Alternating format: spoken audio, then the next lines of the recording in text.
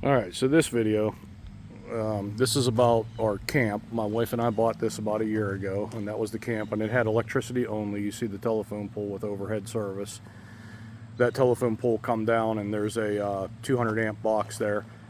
Went underground from there and up into the cabin. The cabin, it has a kitchen counter and sink, but there's no water into it or anything.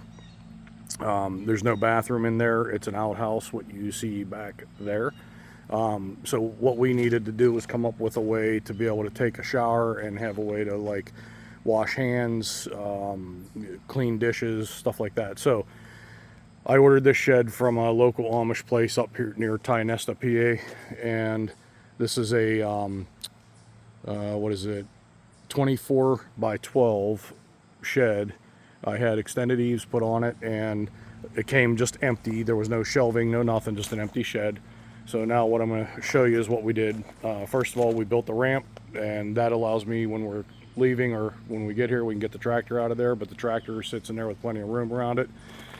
This platform I had built for another reason. I repurposed it here, so that goes up to the man door. He didn't have these door handle things on here, so I ended up drilled the hole, ordered these on Amazon, and these simply turn and latch onto here.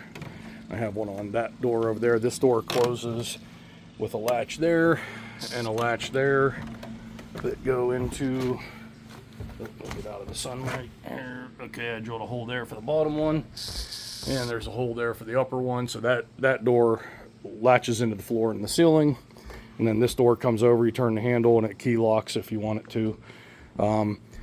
Then I came in and I built a shower room. So I brought this wall out, built an L-shaped wall. You can see there. I just put a ceiling on it this weekend so that we can put 2-inch foam board insulation on top. And this is where we built our, what I call the shower room.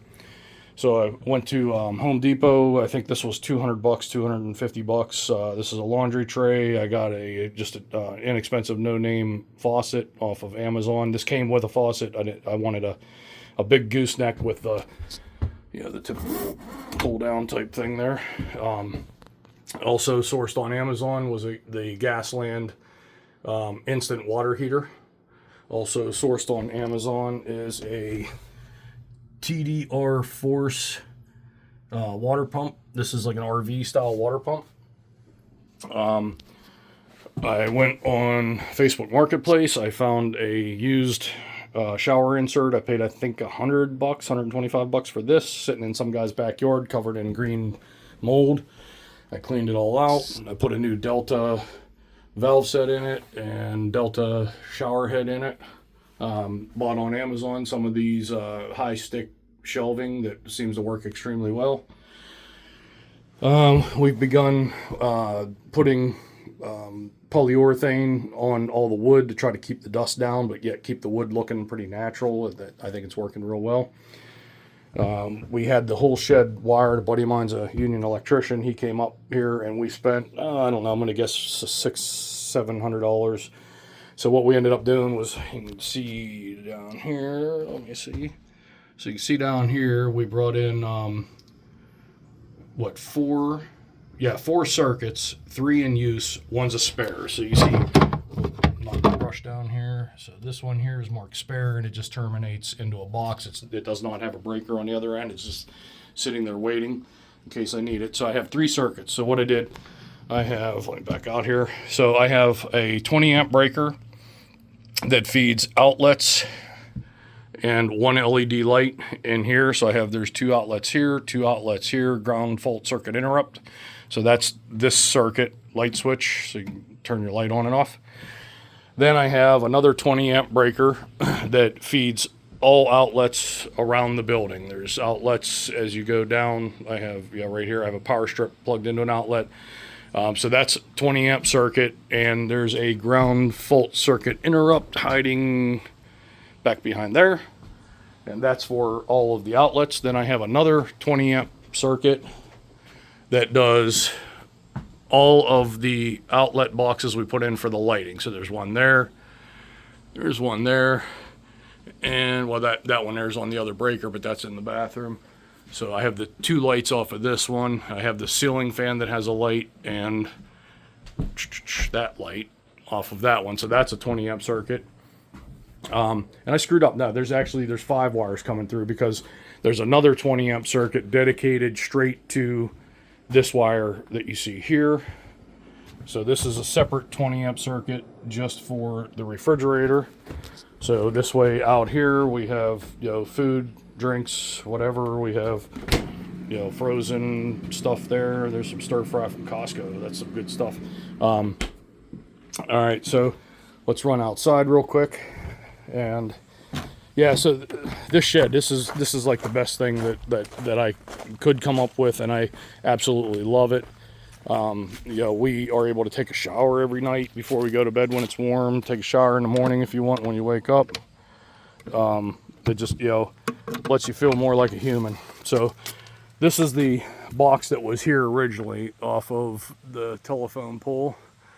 They just had a sheet of rubber on here when I bought this property. I ended up taking that rubber off, and I shingled this and sealed it all better. And let me take this one off too. So there's my meter right there. I did have my buddy install a 30 amp camper outlet on its own breaker, so that is here in case somebody would come here and want to drag a camper. We have a way for them to plug in. So here's your 200 amp service right here. And then we have 30 amp trailer. You see the 30 right here. We have the shed fridge. That's what I just showed you, the shower room. This goes to the cabin. So I have a 100 amp break off that goes underground and goes to the cabin. I have outlets in shed, outhouse. So we also ran this one here underground and went over, and we put power into the outhouse, so we have lights there. Pole plugs. Okay, this one is for those right there. So let me see. Shed fridge, shed outlets, shed shower room. Okay, I thought I had 4. I have three circuits. So if I cut shed outlets, I believe I lose the lights also. So these are all full 20 amp circuits though. I didn't run any 15 amp circuits. So this gives us a lot of ability to be comfortable. What we're planning on, well, that shed is done. I think I'm pretty much where I want to be. That I said was 12 by 24. I want to probably do a 12 by 16, and I'm going to remove this shed probably next year. That's just like a hodgepodge thing built out of scrap that somebody previously had done. Get rid of that and do a 12 deep by 16 wide, and have that set up there. And I might set it up with bunk beds in one end. I might just build some sort of bunk bed system in there, so that whenever my kids and grandkids start coming up, we can use that. Another thing that we plan on doing here in the next year is rip up all these pavers that you see, pour a concrete pad, and build a pavilion out here with level concrete, and have the smoker under roof, the table level and under roof, instead of having board space in it because it's all crooked now. It's a progress of love and money. So as we get time and we do things, but this shed here, this is absolutely my pride and joy. I love this thing, and it just has made us so much more comfortable. We were doing 5-gallon bucket baths using a coffee maker plugged in to heat some water to pour into a 5-gallon bucket. But I built, you see the shelving there. I built off of the wall of the shower room. I built this shelving and attached it to the building, so this shelving is, you can't knock it down. It's good. We built this workbench right here. We built a shelf up above the workbench. Now this side here, this is food prep, cooking appliances. I did throw a smart TV up here, and I do have Wi-Fi up here. T-Mobile works here, so I'm on T-Mobile cellular Wi-Fi. Did an overhead shelf here with my tool side here.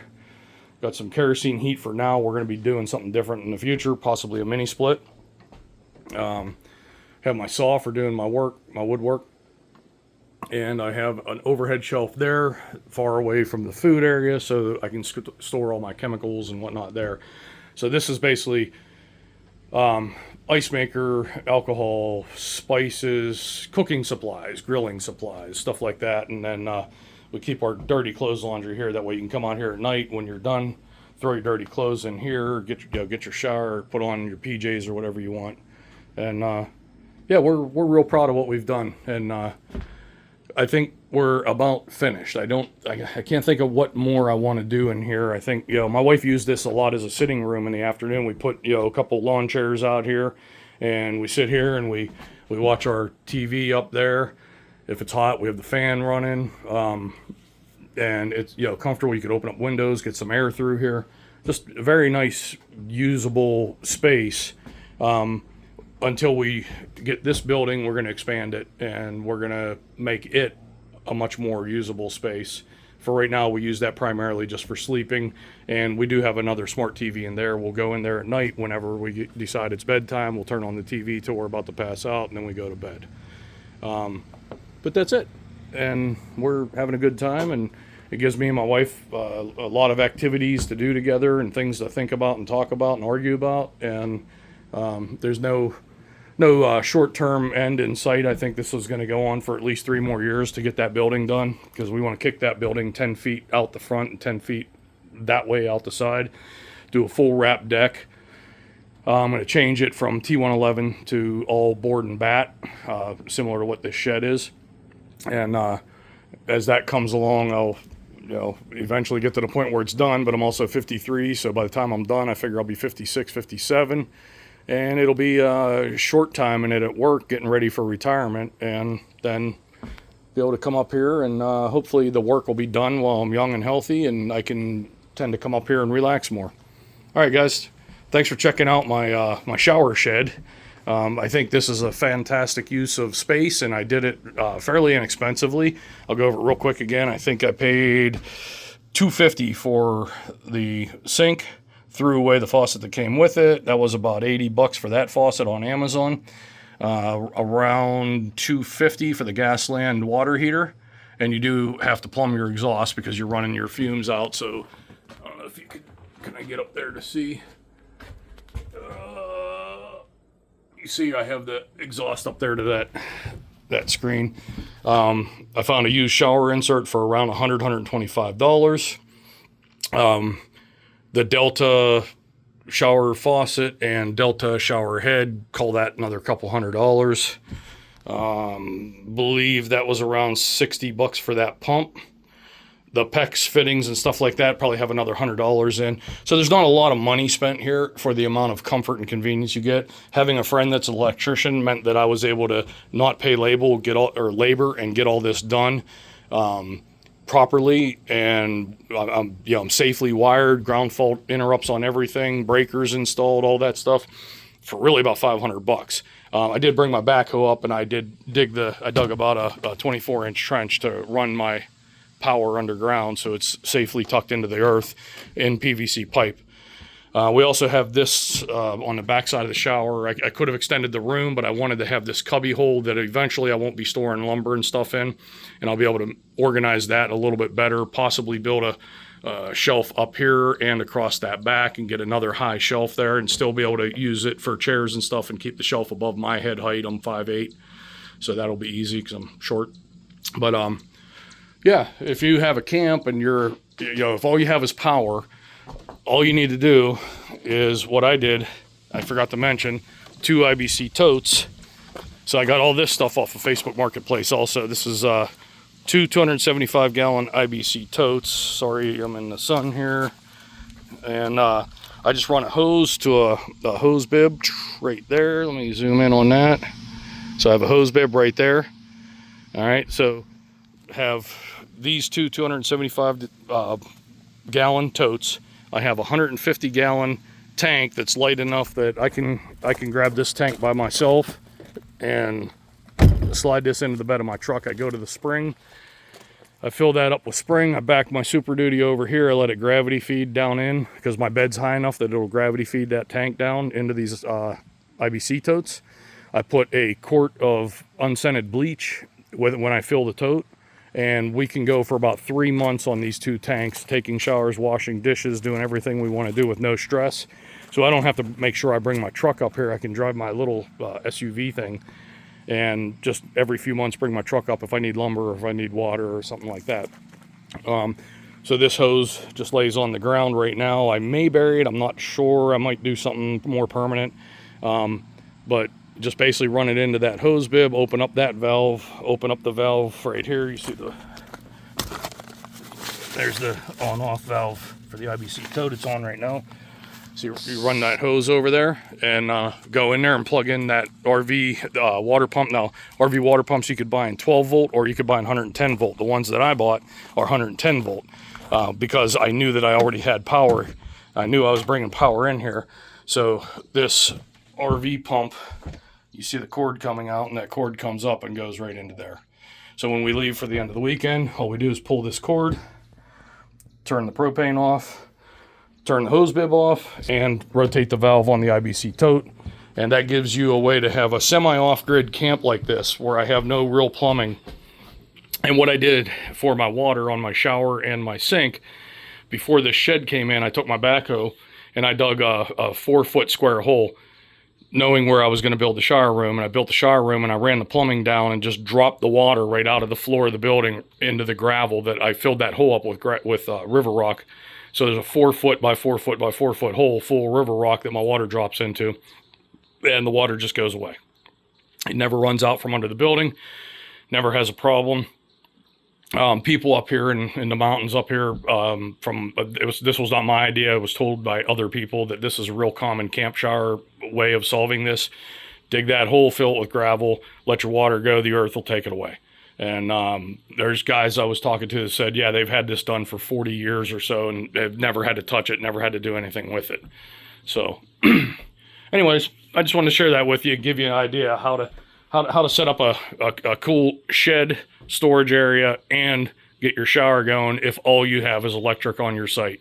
And using the IBC totes and all the things I showed you, in one weekend you can set yourself up and have yourself a shower room with hot and cold running water. And that is life-changing when you're camp. All right. Thanks, guys. Hey, do me a favor, like it and just subscribe, but definitely like. By liking things, you flag it higher and more people will see it and more people will have a chance to find it. So do me a favor and at least like it if you don't subscribe. Thanks, guys. Bye-bye.